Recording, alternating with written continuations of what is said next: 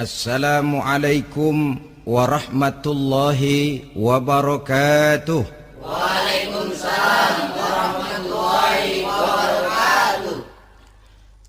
Alhamdulillah, wassalatu wassalamu ala sayyidina Rasulillah, sayyidina wa maulana Muhammad ibn Abdullah wa ala alihi wa sahbihi wa mawalah.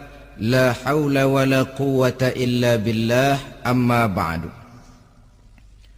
Bapak-bapak, ibu-ibu, saudara-saudara kaum muslimin rahimakumullah.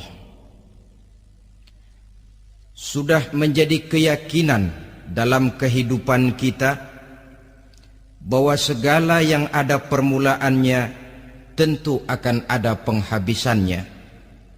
Setiap yang punya awal mesti akan punya akhir. Tidak ada keabadian dalam kehidupan dunia ini. Semuanya datang dan pergi silih berganti, berubah oleh pergeseran masa dan pertukaran waktu. Demikianlah kalau kita mau merenungi kehidupan dari alam di sekitar kita. Sejak dari kehidupan tumbuh-tumbuhan, binatang, sampai kepada kehidupan kita, makhluk bernama manusia. Lihatlah kita manusia misalnya. Dimulai sejak kita terlahir ke alam ini, keluar dari alam rahim ibu, menjadi bayi yang merah tidak berdaya, untuk kemudian berangsur meningkat menjadi anak-anak. Dari kehidupan anak-anak berubah lagi kita menjadi remaja dengan segala keceriaan dan kelincahannya, dan dari masa remaja naik lagi kita memasuki usia dewasa, untuk kemudian berangsur memasuki hari tua. Lalu setelah kita memasuki hari tua, sehari, seminggu, sebulan, setahun, sampailah kita kepada batas waktu yang telah ditentukan oleh Allah, yang dinamakan ajal, dan bertemulah kita dengan yang disebut maut. Ini merupakan kepastian dalam kehidupan. Kalau saja kita mau merenung perubahan-perubahan yang terjadi pada diri kita, seharusnya membuat kita insaf dan sadar. Di kala remaja kita begitu lincah, punya rambut yang hitam ikal berderai, punya lesung di pipit, punya senyum yang indah menawan setiap orang yang melihat, punya kulit yang kencang dan bersih. Manakala kita memasuki hari tua, perubahan frontal pun terjadi. Kulit mulai jadi keriput, rambut yang tadinya hitam ikal berderai mulai memutih, nikmat berkurang, gigi yang tadinya utuh dan sanggup mengunyah apa saja, satu demi satu permisi meninggalkan kita. Sangat boleh jadi dikala remaja kita senyum semua orang terpikat. Dikala hari tua dengan kulit yang keriput dan gigi yang tidak ada lagi, manakala kita senyum, mungkin orang bakal lari dari sekitar kita. Kemana keindahan yang tadinya begitu menawan? Kemana senyum lesung pipit yang tadinya menarik perhatian orang? Pergi meninggalkan kita, berubah oleh pergeseran masa dan pertukaran waktu. Nah, bila maut datang menjemput kita, selesailah kehidupan sampai di situ?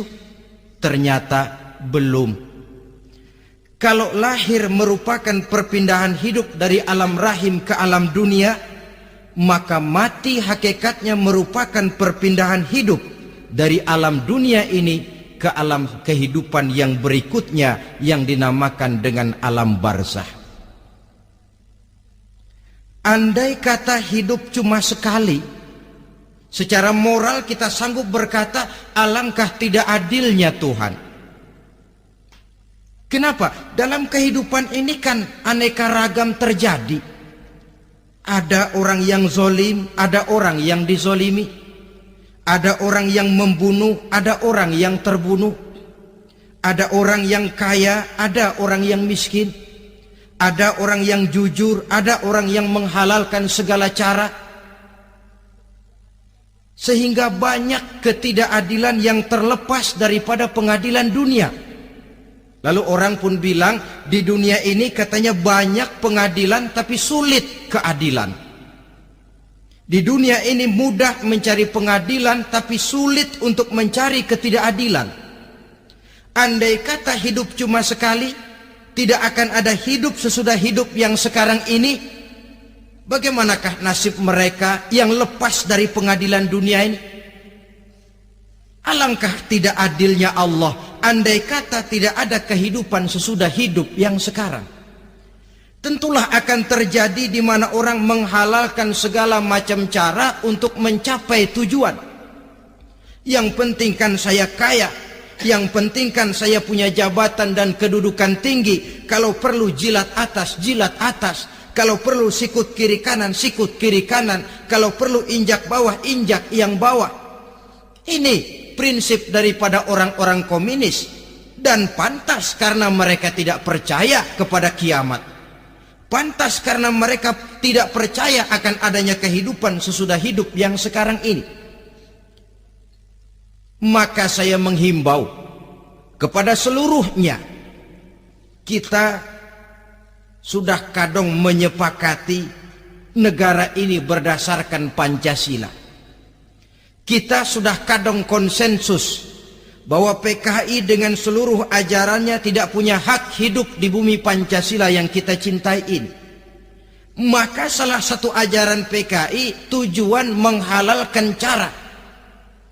Kita orang Indonesia yang berbudi pekerti luhur, yang punya nilai budaya tinggi, janganlah sampai mencaci PKI, membubarkan PKI, mengutuhkan PKI, tapi dalam kehidupan sehari-hari prakteknya prinsip komunis kita pakai. Apa itu? Tujuan menghalalkan cara.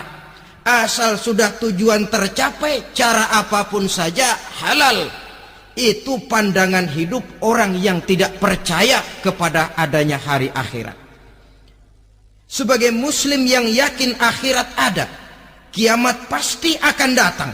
Hidup tidak cuma sekali. Maka kalau kita zalim, kalau kita berbuat aniaya, kalau kita melakukan korupsi, kalau kita merugikan orang lain, boleh jadi kita terlepas daripada pengadilan dunia. Tapi ingatlah, kita tidak akan pernah lepas dari pengadilan Allah. Pengadilan Qadhi Rabbul Jalil, di mana kita akan diadili dengan seadil-adilnya, dan tidak satu perbuatan yang bersifat salah, yang bagaimanapun kecilnya, yang akan lepas dari pengadilan di akhirat itu nanti.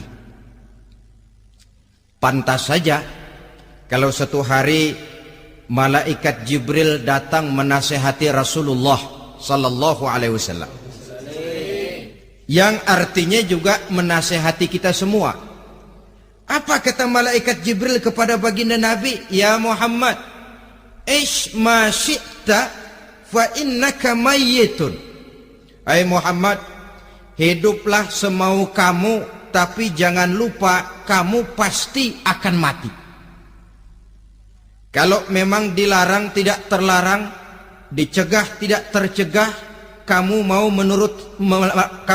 melaksanakan hidup menurut maumu sendiri, persilakan, hiduplah menurut mau dan gayamu. Tapi jangan lupa, fa innaka mayyitun, satu saat kau pasti bakal mati. Dan mati itu bukan akhir dari segalanya. Dia babak baru bagi kehidupan selanjutnya. Silakan hidup menurut maumu, tapi jangan lupa kau pasti akan mati. Wa'mal ma syi'ta fa innaka majziyun bih. Kerjakan apa saja yang kamu mau. Kalau kau mau menghalalkan segala macam cara, persilahkan halalkan segala macam cara. Tapi jangan lupa kau akan mendapat balasan dari seluruh amal perbuatanmu. Wa ahbib ma syi'ta fa innaka mufariquhu, dan cintailah apa saja yang mau kau cintai. Kau cintai anak istrimu, silahkan. Kau cintai harta bendamu, tafadhal. Kau cintai tanah airmu, kau cintai pangkat dan jabatanmu, persilahkan. Tapi jangan lupa, fa innaka mufariquhu, kau pasti akan berpisah dan akan meninggalkan segala yang kau cintai itu. Apa artinya ini buat kita? Ternyata sesudah maut datang menjemput kita, ada kehidupan sesudah hidup yang sekarang ini. Ini yang mendorong kita untuk dalam kehidupan di dunia ini tidak melakukan prinsip saenake dhewe, semaunya sendiri saja, asal perut kenyang, asal pangkat tinggi, asal harta dapat. Masa bodoh dengan merugikan orang lain, masa bodoh dengan menipu orang lain. Iku jenenge saenake dhewe. Muslim tidak diajarkan. Ingat manusia, setelah kau mati, setelah kiamat datang, kau akan dibangkitkan, kau akan dimintakan pertanggungan jawab tentang kehidupan yang sekarang ini. Saudara hadirin, oleh sebab itu kalau kita bicara soal kiamat, soal akhirat, ini memang masalah yang gaib, yang sepenuhnya tidak bisa dicernakan dengan kemampuan penalaran intelektual. Dasar di dalam membicarakan ini tidak lain adalah iman kita kepada Allah Subhanahu wa ta'ala. Bukan cuma zaman sekarang, dari zamannya Nabi. Orang itu kalau sudah bicara kiamat, bicara akhirat, ada yang ragu-ragu, ada yang menolak sama sekali. Bukan dari zaman sekarang, dari zaman dulu. Pernah kok satu saat Rasulullah itu dakwah, menceritakan, saudara-saudara, akan terjadi kiamat di mana Allah akan membangkitkan manusia dari kuburnya untuk memintakan pertanggungan jawab. Ini dalam dakwahnya Nabi pidato macam itu. Apa reaksi orang? Yang beriman ya mantap, tapi yang tidak beriman, bajingan-bajingan Quraisy ini, mereka bertepuk tangan, mengejek, mencaci. Malahan ini yang luar biasa, ada dua orang kafir namanya Ubay bin Ka'ab dan Al-As bin Wa'il. Mendengar pidato macam ini, mereka buru-buru pulang ke rumah. Ngapain? Ngambil pacul. Lalu berangkat nyari kuburan tua. Dia gali itu kuburan. Tulang-tulangnya diangkut, dibawa ke depan Nabi. Ya Muhammad, tulang-tulang yang udah hancur begini, siapa yang bisa ngidupin lagi? Yang macam-macam aja kamu Muhammad. Nggak rasional, nggak masuk akal. Allah menjawab. Apa kata Allah?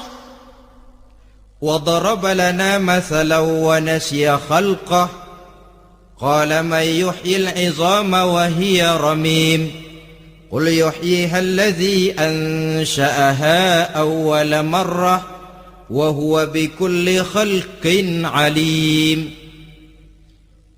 Mereka memberikan perumpamaan kepada kami, kata Allah. Mereka melupakan asal kejadiannya. Mereka bertanya, siapa yang sanggup menghidupkan tulang belulang yang sudah hancur kayak begini? Qul yuhyiha allazi ansha'aha awwala marrah. Katakan kepada mereka Muhammad, yang akan menghidupkannya adalah dia yang telah menciptakannya pertama kali dulu. Kalau dia sanggup menciptakan, dia tentu lebih sanggup lagi untuk mengembalikan reproduksi ciptaan itu sebagaimana semula. Yang paling kasihan yang ragu-ragu. Akhirat itu ada apa enggak sih? Kiamat itu ada apa enggak sih? Lantaran ragu-ragu, terombang-ambing dia antara harapan dan putus asa, antara kenyataan dan idealisme. Ada yang buta sama sekali, 100% terhadap keadaan-keadaan sesudah mati. Perhatian mereka hanya tercurah kepada kehidupan sebelum mati. Yang mereka perhatikan siang dan malam tidak lebih daripada urusan perut. Pergi pagi, pulang sore, peras keringat, banting tulang. Cuma soal makan, soal minum, soal pakaian, soal kendaraan, soal rumah tangga, soal anak, soal istri. Yang mereka pentingkan hanya soal-soal politik misalnya, ekonomi, pembangunan dan industri. Untuk soal-soal kayak begitu giat betul, habis seluruh waktu untuk memikirkan meningkatkan kebudayaan, politik, sosial, ekonomi. Kadang-kadang kurang tidur, kurang istirahat, berkeliaran ke sana kemari ke tempat yang jauh-jauh, sampai-sampai kadang-kadang terkena stres, penyakit darah tinggi, ginjal, lever, untuk memikirkan hal-hal yang semata-mata karena dunia saja. Lantas boleh jadi mereka mendapatkan kekayaan yang berlimpah ruah, mendapatkan kedudukan yang tinggi, nama yang semerbak, dikenal orang di barat dan di timur, di utara dan di selatan. Tetapi alangkah kecewanya mereka jikalau datang ajal menjemput nyawa, mati mereka, meninggalkan harta yang banyak, nama yang masyhur.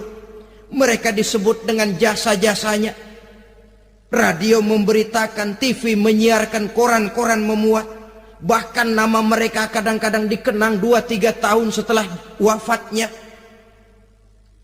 Tetapi dalam pada itu, roh mereka merintih, mengeluh, menderita, karena dilemparkan oleh Allah ke tempat-tempat yang kotor, penyesalan yang sudah tidak akan ada gunanya lagi. Saudara-saudara kaum muslimin rahimakumullah, oleh karena itu kehidupan akhirat bukanlah dongeng dan takhayul, bukan khurafat dan hayalan.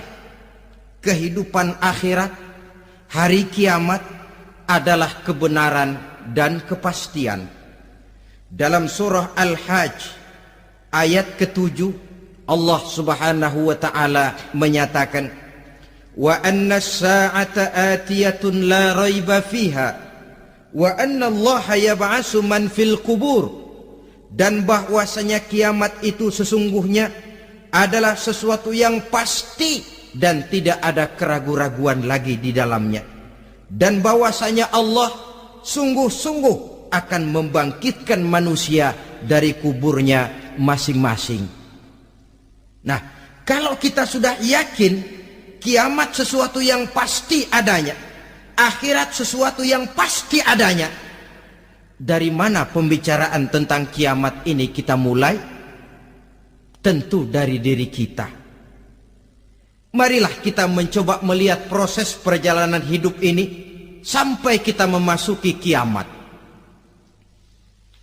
Hadirin, tidak ada makhluk secantik manusia.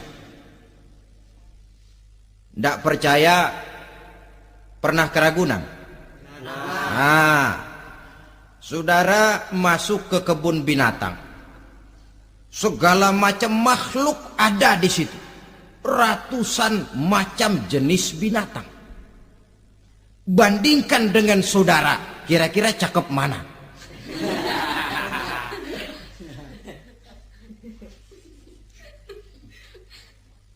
Dari seluruh makhluk yang diciptakan Allah itu, manusia fi ahsani taqwim, dalam bentuk yang paling sempurna, sejak susunan biologis sampai kemampuan berpikir.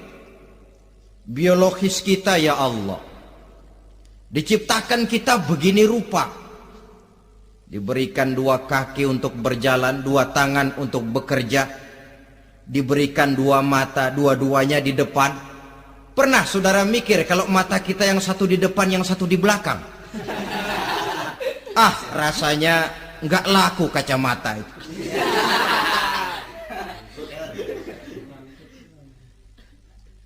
Diberikan hidung dengan 2 lubang, tahu betul Allah ke bawah lagi lubangnya. Coba pikir kalau lubang hidung kita menghadap ke atas. Aduh, kalau musim hujan repot jagain hidung. Laqad khalaqnal insana fi ahsani taqwim. Sungguh telah kami ciptakan manusia dalam bentuk kejadian yang paling sempurna ketimbang makhluk-makhluk Allah lainnya. Nah, kesempurnaan manusia ini oleh karena hidupnya terdiri dari 2 unsur pokok. Pertama unsur jasmani dan kedua unsur rohani. Jasad dan roh. Jasad yang terlihat sekarang ini, potongan saudara yang ngejedok di depan saya ini jasad saudara. Ini yang berasal dari sari pati makanan yang dimakan oleh bapak ibu kita. Lalu hasil kerjasama yang baik antara ibu dengan bapak, terwujudlah kita. Kalimat langsungnya jasad ini berasal dari tanah yang tadi berubah dari bayi, remaja, dewasa, meningkat hari tua. Yang berubah itu jasmani kita.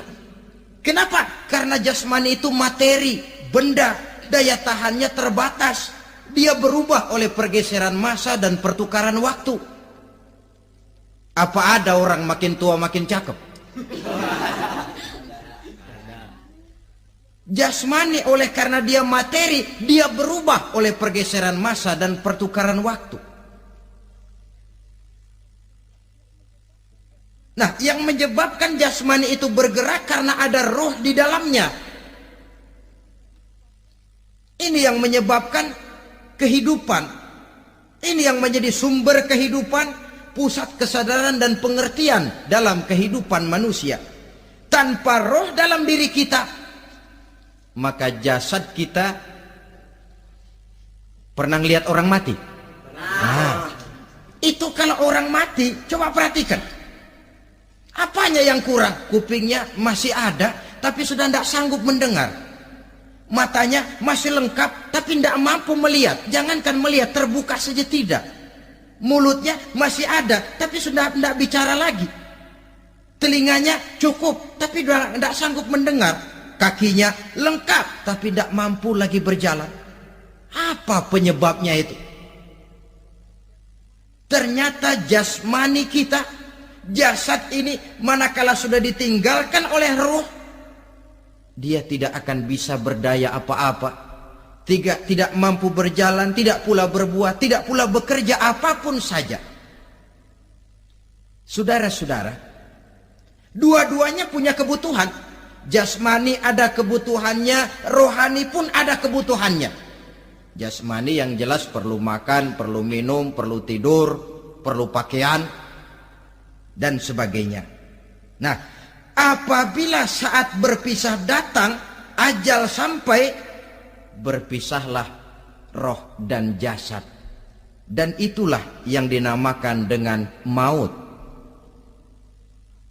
Jadi, apa sih mati itu? Mati adalah berpisahnya roh dengan jasad. Sebab itu Islam sangat menganjurkan kita untuk banyak-banyak mengingat mati. Bagaimana caranya mengingat mati? Pertama, mati itu kan pasti. Kira-kira yang hadir di sini ada yang nggak mati nggak kira-kira? Semuanya bakal mati kan? Berani? Berani. Sekarang mau? Saudara, sebenarnya kalau kita merenung lebih jauh, orang itu tidak perlu takut mati. Walaupun tidak boleh terlalu berani menghadapi mati. Karena bagaimanapun takutnya kita kepada mati, toh dia pasti datang. Bagaimanapun beraninya kita mati, kalau belum ajal ya tidak mati juga. Jadi muslim itu kan harus berani menghadapi hidup dan tidak takut menghadapi mati. Mati adalah sesuatu yang pasti. Muslim dianjurkan banyak-banyak mengingat mati dalam kehidupan. Caranya bagaimana? Pertama, berziarah, nengokin teman yang sakit. Ya? Suka nengokin teman yang sakit enggak? Oh, itu pahalanya kata Nabi. Menengok orang yang sedang sakit lebih afdol daripada sholat sunnah 1000 rakaat. Apa pernah saudara sembahyang sunnah sampai 1000 rakaat? Nengokin orang sakit pahalanya lebih afdol daripada itu. Kenapa menengoki orang sakit mengingatkan kita kepada mati? Iya ya, ini teman saya yang kemarin segar banget, bercanda sama saya, ketawa sama-sama, sekarang terbaring tidak berdaya, hilang kemampuannya, hilang keceriaannya, sakit. Iya kalau sembuh, kalau ajal, iya sekarang giliran dia, kalau jatuh ke saya. Lalu menghibur teman dengan kata-kata yang enak, yang akan mendatangkan sugesti supaya dia cepat sembuh. Jangan nengokin orang sakit jujur. Sakit apa lu? Perut. Emang teman gua kemarin sakit begini mati gak? Wah, itu orang bisa jadi shock lantaran etika kita tidak akan sampai ke sana. Menjenguk orang sakit akan mengingatkan kita kepada mati. Apalagi ziarah kubur. Ada yang orang tuanya sudah meninggal? Kalau ada, ya tidak bisa tiap hari, sekurang-kurangnya seminggu sekali, Jumat pagi misalnya, ziarah kita ke kubur. Sehingga kalau kita masuk kubur kan ada etikanya. Assalamualaikum ya ahlal kubur wa inna insyaallahu bikum lahikun. Hai penduduk kubur, keselamatan bagi kamu dan kami yang masih hidup sekarang ini insyaallah pasti bakal nyusul kamu. Iya, yang kemarin gagah benar sekarang terbaring tanpa daya. Ini unggukan kuburannya. Yang kemarin ada sekarang sudah tidak ada. Kemana dia? Kami satu saat pasti akan begini. Ingat mati. Lalu apalagi yang bisa membuat kita ingat kepada mati? Mengawal jenazah. Bukankah sangat dianjurkan oleh agama?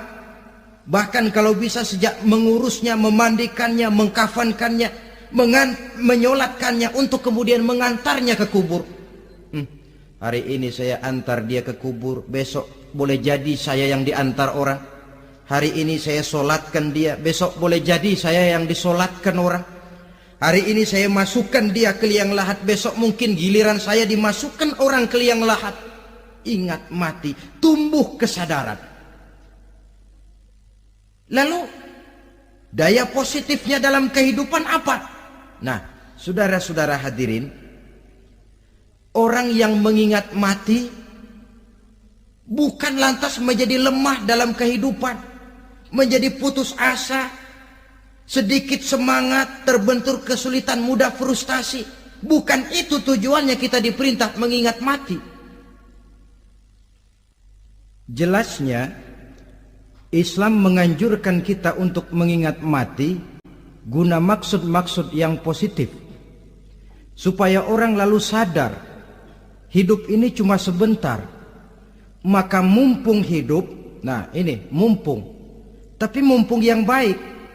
Mumpung hidup, maka hidup yang singkat ini harus saya pergunakan dengan sebaik-baiknya, melakukan kebajikan yang sebanyak-banyaknya, menjauhkan rasa malas, menunggu keajaiban yang datang dari langit, berleha-leha, bermain-main, sementara maut kalau dia datang tidak pernah main-main. Pantas kalau seorang penyair bernama Syauqi memesankan tazawwad bittaqwa fa innaka la tadri idza hanna al-lailu hal ta'ishu ila al-fajri kam min sahihin mata min ghairi illatin wa kam min alilin 'asha hinan min ad-dahri. Persiapkan dirimu dengan takwa, sebab kamu tidak tahu apabila malam datang kamu masih bisa hidup apa enggak besok pagi. Apa ada jaminan saudara yang kumpul di depan saya malam ini besok masih bisa hidup? Tidak. Ada jaminan? Tidak. Tidak ada sama sekali. Kam min sahihin mata min ghairi illatin. Berapa banyak orang sehat mati enggak pakai sakit lagi. Sebabnya kadang-kadang ringan saja. Ada yang cuma jatuh di kamar mandi, mati. Ada yang cuma ketiban pensil. Iya, kalau ketiban pensil 3 peti masa nggak mati. Ta'addadatil asbab wal mautu wahid. Sebabnya boleh jadi macam-macam, tapi mati satu juga, yaitu mati. Dia seperti kelapa yang terlalu tua jatuh ke bawah. Yang kembang baru keluar pun jatuh ke bawah. Itulah mati. Dia datang menjemput yang bayi, dia datang mengambil yang anak-anak, dia datang juga kepada yang remaja, kepada yang dewasa, kepada yang tua sekalipun. Jangan yang remaja lalu berpikir, gua rasanya masih jauh banget mau mati. Ini sesuatu yang pasti yang kita tidak pernah diberitahu kapannya. Kalau dikasih tahu kapannya kan kita bisa, umpama malaikat maut datang ke rumah saya, saudara Zainuddin kau mati 80 tahun lagi. Wah, saya kan berhitung, masih lama, poya-poya aja dulu Tapi ini tidak pernah diberitahu kepada kita. Lantaran tidak diberitahu itulah kita perlu bersiap-siap dengan selalu mengingat-ingat mati yang mendorong kita untuk berbuat positif.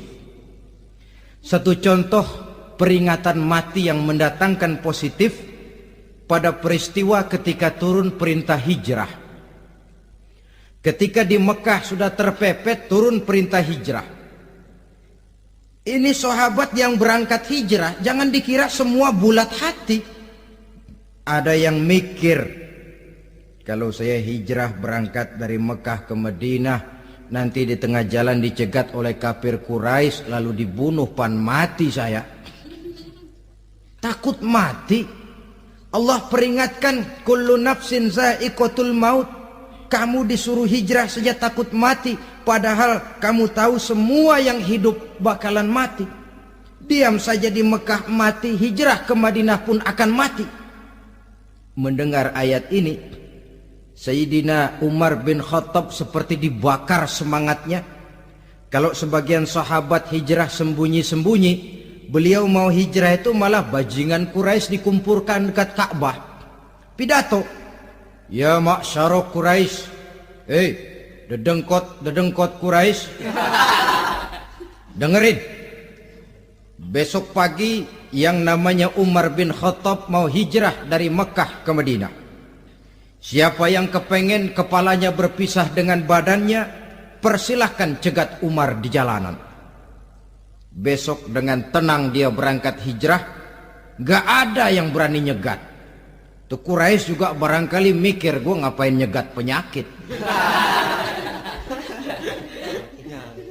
Begitu ingat mati, timbul semangat juang, timbul semangat berbuat. Ini ingat mati yang positif, bukan yang melemahkan semangat.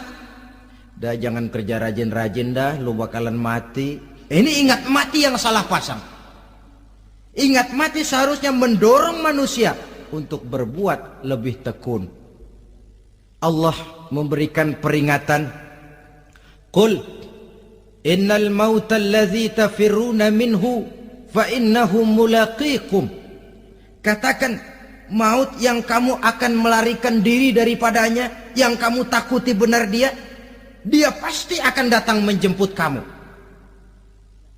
Saudara-saudara hadirin yang saya hormati, datangnya memang tidak kita harapkan yang namanya maut, Tapi sekali dia datang, tidak ada pintu tempat kita lari. Dia memang tidak pernah kita undang.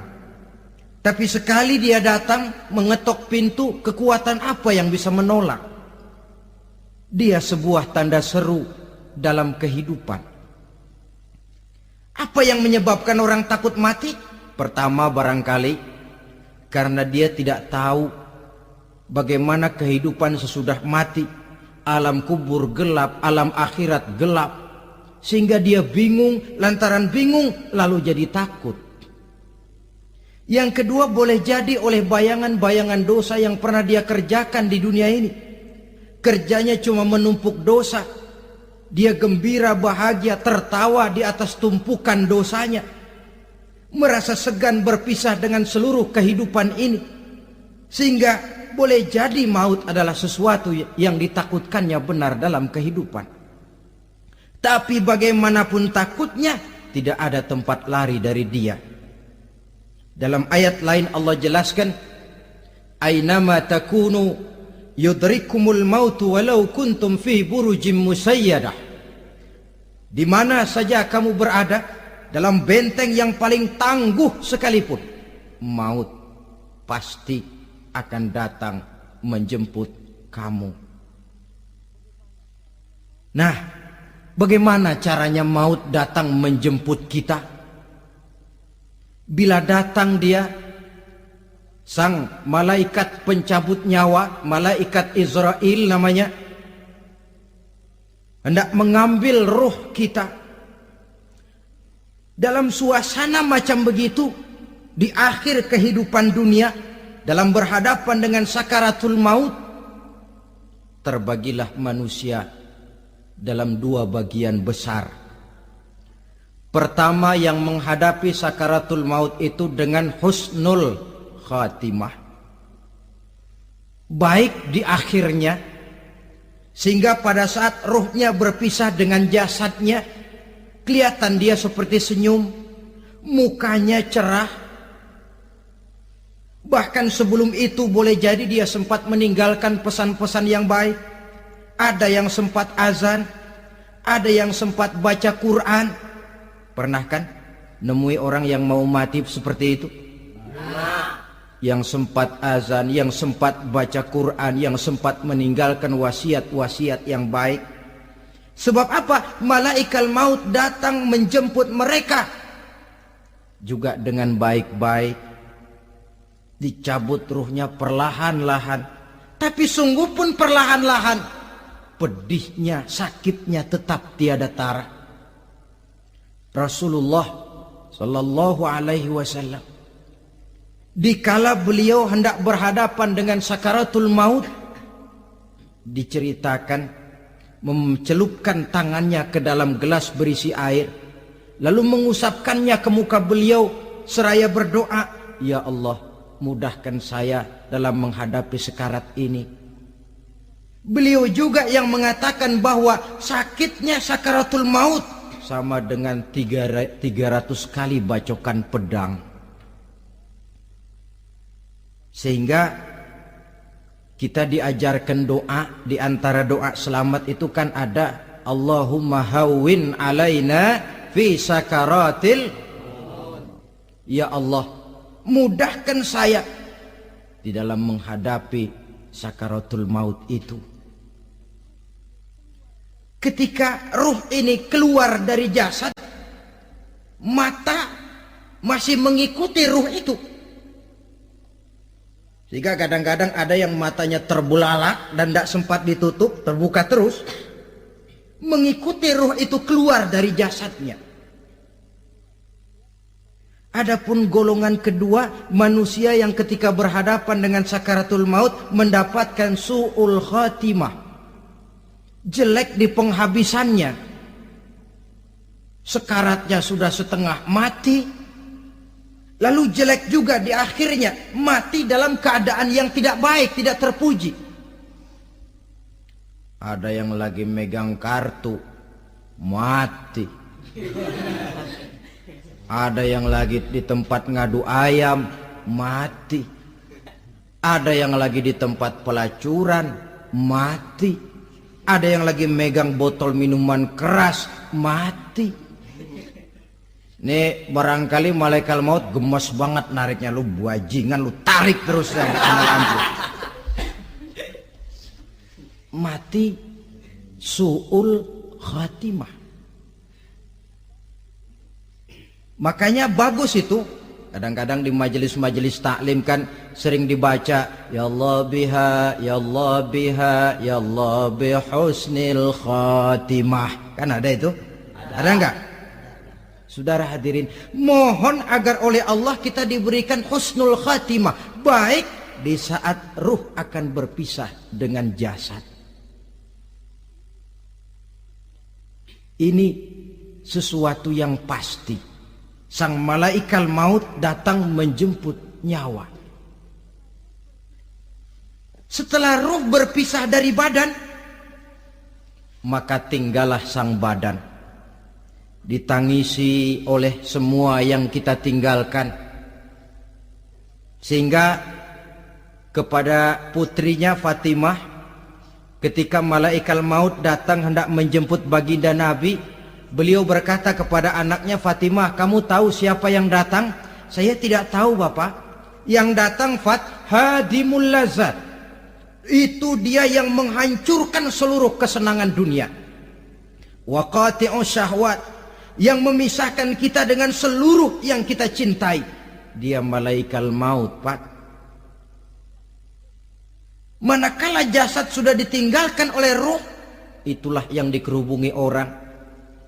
Anak menangis, istri menangis, orang tua bersedih, teman-teman merasa kehilangan, menangisi jasad. Diuruslah jasad kita, dimandikan sebagaimana mestinya, dikafankan dengan kain putih 3 lembar, itu yang hendak kita bawa kembali ke tempat asal kita. Pakaian sutra, jas yang mereknya Switzerland wool, kain yang Samarinda, sepatu yang Belly atau Beltoni, jam tangan yang Rolex, kendaraan yang serba mewah, tidak ada yang menyertai kita. Kain putih 3 lembar itu saja lagi. Demi setelah dikafankan, dibujurkan kita menghadap ke arah kiblat, orang banyak pun datang menyolatkan kita dengan 4 takbir, diiringi dengan doa, lalu upacara pelepasan, berangkat kita meninggalkan anak, istri, suami, kampung halaman, tanah air, bahkan alam dunia ini. Selamat tinggal alam dan seluruh isinya. Tinggallah yang tinggal. Saya akan kembali ke tempat asal dari mana saya datang, untuk kembali mempertanggungjawabkan seluruh perbuatan saya dalam kehidupan ini. Manakala upacara pelepasan selesailah sudah, dimasukkan kita ke keranda jenazah, digotong orang, bismillah wa ala millati rasulillah, dibawa ke tempat peristirahatan terakhir katanya. Padahal dulu kalau mau kita istirahat, ke villa lah kita, ke Bali lah kita, ke Hong Kong lah kita, ke tempat-tempat tamasya yang indah. Oh, rupanya akan sampai juga perjalanan menuju tempat peristirahatan terakhir yang luasnya tidak akan lebih dari 2 kali 1 meter. Diusung orang kita, diantarkan orang banyak. Manakala sampai ke atas liang lahat, pengusung jenazah dibuka, diturunkan kita ke liang lahat, dibaringkan. Gumpalan tanah akan jadi bantal kita. Muka dibuka, dihadapkan ke arah kiblat. Setelah itu ditutup tiang lahat kita, liang lahat kita dengan kayu. Masih belum kurang, diuruk dengan tanah. Yang menguruk orang-orang yang tadinya mencintai kita, menyayangi kita. Tapi ketika jasad sudah ditinggalkan ruh, habis rupanya cintanya. Coba jasad kalau sudah ditinggalkan ruh, 3 hari aja di rumah, serem. Ya mayit, siapa yang betah nemenin mayit?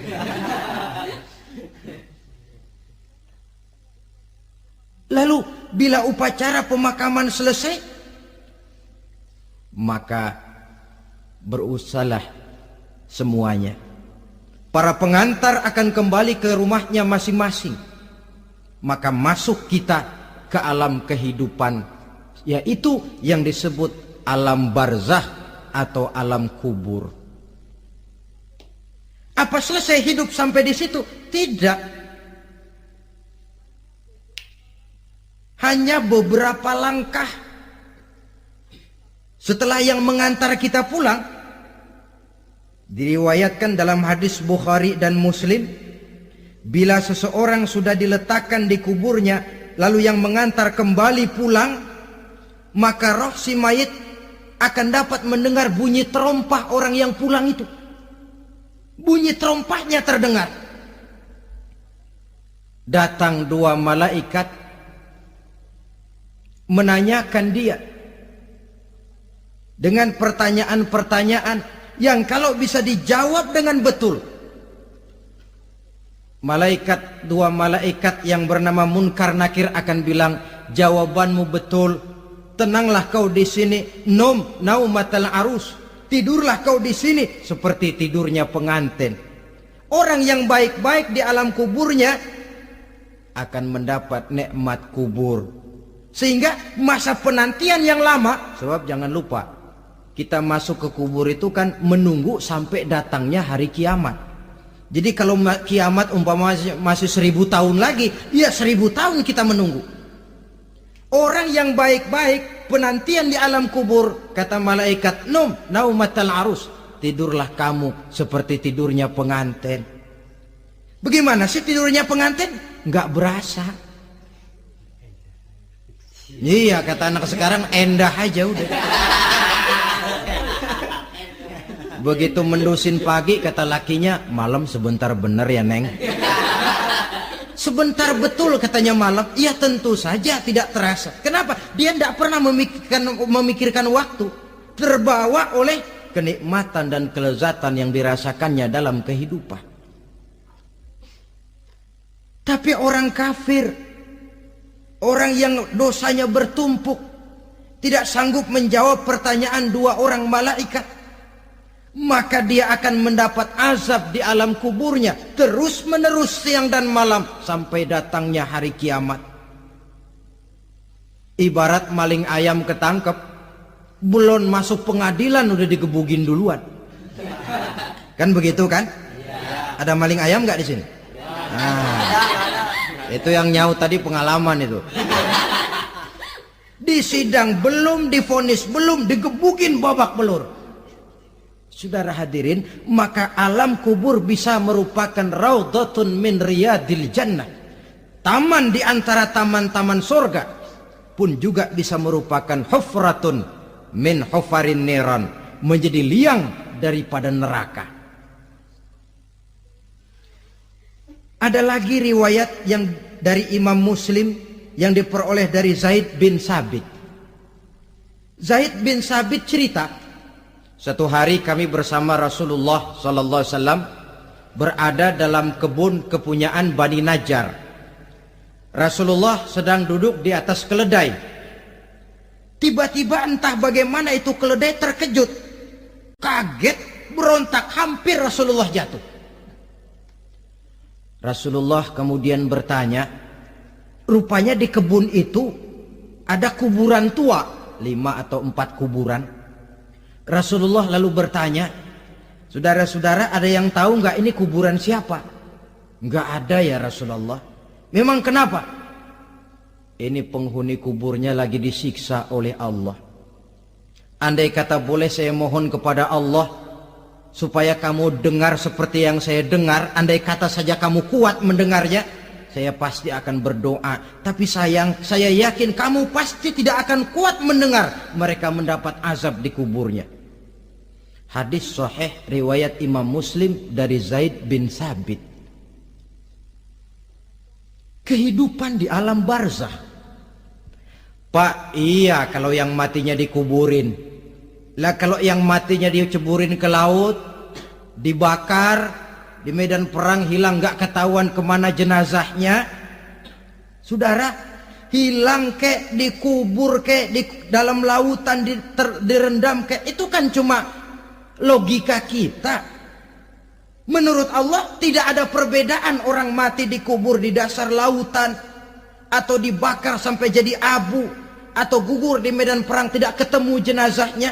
Entah mereka tetap masuk ke alam barzah namanya. Jasad boleh hancur, tapi roh sebagai sumber kehidupan, pusat kesadaran dan pengertian, dia tetap ada, mengalami kebahagiaan dan kegembiraan, atau mengalami kepedihan dan penderitaan, bergantung kepada amalan yang kita lakukan dalam kehidupan di dunia ini. Maka dalam Yasin tadi kan jelas, qul yuhyiha alladzi ansha'aha awwala marrah, yang menghidupkan mereka yang dikubur di dasar lautan, mereka yang dibakar sampai jadi abu, yang akan menghidupkan ialah Allah yang menciptakan mereka dulu pertama kalinya. Jadi kalau sudah ada aslinya, ya tentu tidak perlu contoh lagi, akan sangat mudah membuatnya. Orang tua kita, keluarga kita yang sudah berpulang, mereka di alam barzah sekarang ini bisa mendapat nikmat kubur, bisa mendapat azab kubur, bergantung amalan mereka dalam kehidupan di dunia ini. Dalam Musnad Imam Ahmad dan Sahih Abi Hatim malah ada tambahan riwayat, orang yang banyak kebajikannya di dunia, amalannya akan datang menemani dia. Sholatnya dekat kepalanya, puasa sebelah kanan, zakat sebelah kiri, menghibur dia. Malahan dikatakan berbentuk orang yang cantik menemani dia di alam kuburnya. Aneh, dia tanya, man anta lam ara fid dunya ajmal minka, siapa kamu? Di dunia ini belum pernah saya melihat orang secantik kamu. Dia jawab, ana amaluka soleh, saya adalah amalmu yang soleh yang kau kerjakan waktu di dunia. Saya sekarang diperintahkan untuk menemani kamu di sini. Alhamdulillah. Sedangkan amalnya yang jahat akan datang dalam bentuk yang menyeramkan menemani dia di sana. Bayangin deh, di kuburan ditemenin yang serem-serem. Sama juga di dunia. Di dunia, kalau kita di tempat gelap ditemenin orang cakep, enak nggak? Enak. Wah, pengalaman. Tapi coba bayangin, sudah tempatnya gelap, yang nemenin jelek nggak ketulungan, gerah kita. Nah, saudara hadirin yang saya hormati, lalu bagaimana tempat arwah-arwah yang sudah kembali menghadap Allah yang disebut mustaqarrul arwah itu? Macam-macam tingkatannya sesuai dengan profesi dan amalannya waktu di dunia. Ada roh-roh itu yang setelah pisah dengan jasad, artinya mati, ditempatkan di tempat yang disebut a'la iliyin, tempat yang tertinggi. Siapa ini? Arwahnya para nabi dan para rasul. Ini fi a'la iliyin, di tempat yang tertinggi. Arwahnya para nabi, arwahnya para rasul. Dan karena kita bukan nabi, bukan rasul, ya jangan mimpi dapat tempat fi a'la iliyin, kecuali kalau Allah menghendaki, itu hak prerogatif Allah. Tapi kan tidak adil kalau Allah melakukan itu. Ini kelompok roh-roh yang masuk golongan VIP. Wah, the first class. Para nabi, para rasul. Lalu ada pula roh-roh itu yang setelah pisah dengan jasadnya diumpamakan seperti burung-burung hijau yang berterbangan di perkebun-kebunan surga. Roh siapa mereka ini? Rohnya para syuhada, orang-orang yang mati syahid gugur membela agama. Nah, ini bedanya orang mati syahid dengan pahlawan, ya. Apa bedanya syuhada dengan pahlawan? Kalau syuhada, orang yang gugur membela agama, niatnya karena Allah, mati syahid. Kalau pahlawan, orang yang gugur membela negara, orang yang dianggap berjasa kepada pemerintah. Klimaksnya, kalau orang mati syahid jelas surga, tapi pahlawan belum tentu surga. Kenapa? Bergantung kepada negara macam apa yang dibelanya dan pemerintah model mana yang dibelanya. Di negara-negara komunis misalnya, banyak nggak pahlawan? Dengan sekian tanda jasa yang mati di medan perang dan sebagainya. Kira-kira pahlawan komunis masuk surga enggak? Ya, kalau pahlawan komunis masuk surga, kita enggak kebagian kapling di surga barangkali. Inilah bedanya pahlawan dengan orang mati syahid. Kemudian ada pula roh itu yang tertahan di pintu surga. Tertahan di pintu surga. Ini seperti tadi, orang yang mati syahid tapi masih ada kaitan di dunia. Rasulullah pernah ditanya orang, ya Rasul, kalau saya maju ke medan perang bela agama mati syahid, apa saya masuk surga? Iya, masuk surga. Kecuali kata Nabi, kalau masih punya utang. Nah, tertahan di pintu surga. Ada pula roh itu yang tertahan di alam kuburnya. Ini umumnya seperti tadi itu. Ada mempunyai dosa, mempunyai kesalahan, sehingga merasakan azab kubur. Ada juga roh itu yang tertahan di permukaan bumi. Mereka yang dalam hidup selalu menumpuk dosa-dosa yang besar, meninggal sebelum keburu untuk bertaubat. Saudara hadirin yang saya hormati, inilah yang kita khawatirkan. Sebab jikalau pada saat roh sudah datang, jikalau saatnya roh datang berpisah dengan jasad, menemukan sakaratul maut, saat itu taubat sudah tidak akan ada gunanya lagi. Masuk ke alam kubur, mendapat azab kubur sampai datangnya hari kiamat. Berapa lama di alam kubur ini? Menunggulah kita sampai datang saatnya kiamat. Nah, saudara-saudara, apa tanda-tanda hari kiamat? Kapan dia akan datang? Bagaimana hal ihwal manusia pada saat terjadi kiamat? Bagaimana alam ini? Bagaimana perhitungan di padang mahsyar? Insya Allah akan saya ungkapkan pada bagian kedua dari ceramah ini.